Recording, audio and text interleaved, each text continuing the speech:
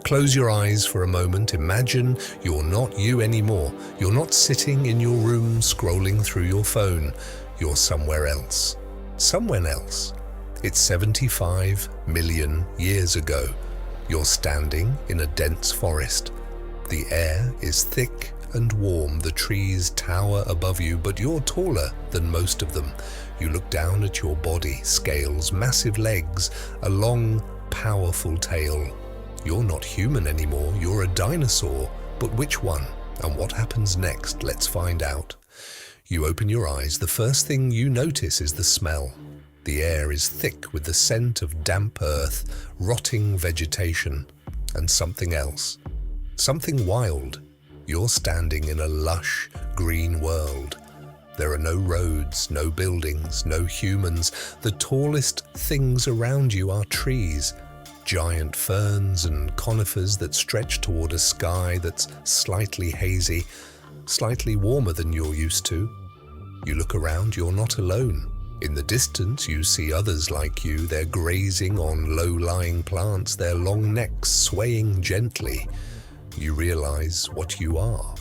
You're a herbivore, a plant eater.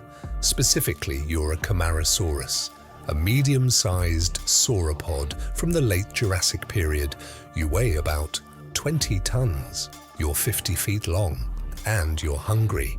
Your brain is small, about the size of a walnut, but your instincts are sharp. Right now, your only thought is food.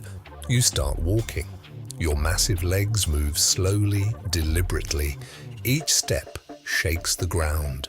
You head toward a grove of tall trees. You open your mouth and wrap your teeth around a branch. You don't chew, you swallow whole. Your teeth are like rakes, stripping leaves from branches. You eat hundreds of pounds of vegetation every single day. You're a living, breathing, eating machine. But you're picky. Recent studies show that some herbivorous dinosaurs were fussy eaters, preferring specific parts of plants rather than consuming whatever was available. You avoid certain leaves. They taste bitter. You focus on the tender shoots, the most nutritious parts. You're not just eating, you're selecting. And you're not alone. Around you, other dinosaurs are feeding too. Some are browsing high in the trees, others are grazing close to the ground. Each one has its own niche, its own preferred food. But you can't afford to get too comfortable, because you're not the only one who's hungry. You hear something, a rustle in the undergrowth. Your instincts kick in. You stop eating. You raise your head. Your eyes scan the forest. You see movement, a flash of teeth. It's an Allosaurus, a predator that weighs over 2 tons and has teeth like steak knives. You freeze. Your heart pounds. You know that if you run, you'll attract attention. If you stay still, you might blend in with the trees. But you're a sauropod. You're huge. You don't blend in. The Allosaurus charges. You feel the ground shake as it runs toward you. You swing your massive tail, a weapon that can shatter bones. The predator dodges, circling you, looking for an opening. You rear up on your hind legs. For a moment, you tower above it. Then you crash down, your front feet slamming into the ground. The Allosaurus retreats. For now, this is your life. Every day is a fight for survival. You face predators, disease, and injury. Even insects can be deadly.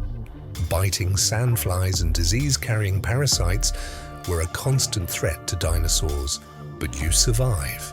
You adapt. You keep moving. After the predator retreats, you return to eating. You spend most of your waking hours doing this, eating, digesting, moving to find more food. You travel in herds, safety in numbers. You communicate with others through low-frequency sounds that travel for miles. You're social. You care for your young. You protect each other. When the sun sets, you find a spot to rest. You lie down, your massive body sinking into the soft earth. You sleep, but lightly. Your senses are always alert, and then one day you notice something strange. The sky darkens, the temperature drops, a massive object appears in the sky, a comet, and then everything ends. You don't know it, but you're living through the last days of the dinosaurs. An asteroid is about to strike Earth, wiping out 75% of all life. Your time is almost up, but for now, you're still here. Still eating, still surviving, still living your dinosaur life. You were a dinosaur. You lived, you ate, you fought, you survived. And then, 66 million years later, humans found your bones. They studied them. They named you. They put you in museums. They made movies about you. They wondered what it was like to be you. And now, you know, being a dinosaur wasn't easy. It was a life of constant hunger, constant danger, and constant movement. But it was also a life of incredible resilience, adaptation, and survival. So the next time you see a dinosaur skeleton in a museum, remember that was once a living creature. It had a life. It had a story. And now, you've lived it. One question, 1 minute, one answer. But this story took a little longer. If you enjoyed this video, subscribe to the channel and hit the bell icon so you never miss a new video.